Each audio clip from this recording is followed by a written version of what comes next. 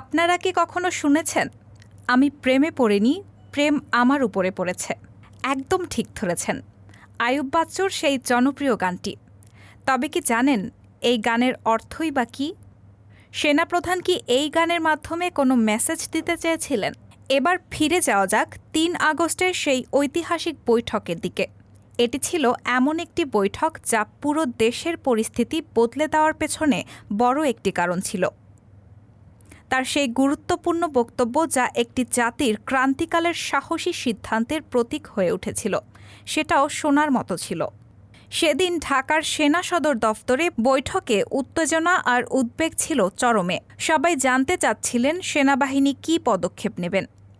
বৈঠকটি যখন চলছিল তখন সেনাপ্রধান বলেন, আমি তো প্রেমে পড়িনি, প্রেম আমার উপরে পড়েছে। এর মাধ্যমে তিনি বোঝাতে চেয়েছেন সেনাবাহিনী নিজের সংঘাত তৈরি করেনি, বরং পরিস্থিতি তাদের উপরে এসে পড়েছে।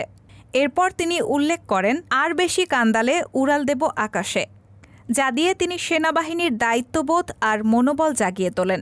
তবে তার প্রধান বার্তা ছিল নিজেদের জনগণের উপর গুলি নয়, এখন থেকে আর কোনো গুলি নয়। এই মনোভাবের কারণেই শেখ হাসিনা ৪৮ ঘণ্টার মধ্যে পদত্যাগ করতে বাধ্য হন।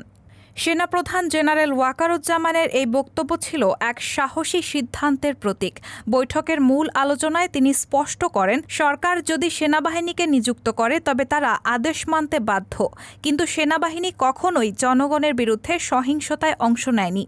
সেনাপ্রধান তার বক্তব্যে আইয়ুব বাচ্চুর গান উল্লেখ করে বোঝাতে চেয়েছিলেন, সংঘাত তারা তৈরি করেনি, বরং সংঘাত তাদের উপর এসে পড়েছে। এভাবেই গানগুলো তার বক্তব্যের মর্মার্থ বোঝাতে সহায়ক হয়েছিল। সেদিন মূল বার্তা ছিল পরিষ্কার, সেনাবাহিনী জনগণের পাশে থাকবে এবং দেশের স্বার্থ রক্ষায় সর্বদা প্রস্তুত থাকবে। জেনারেল ওয়াকারুজ্জামানের এই সাহসী সিদ্ধান্ত এক ইতিহাস হয়ে থাকবে। রায়হানা মুন, সবার কথা।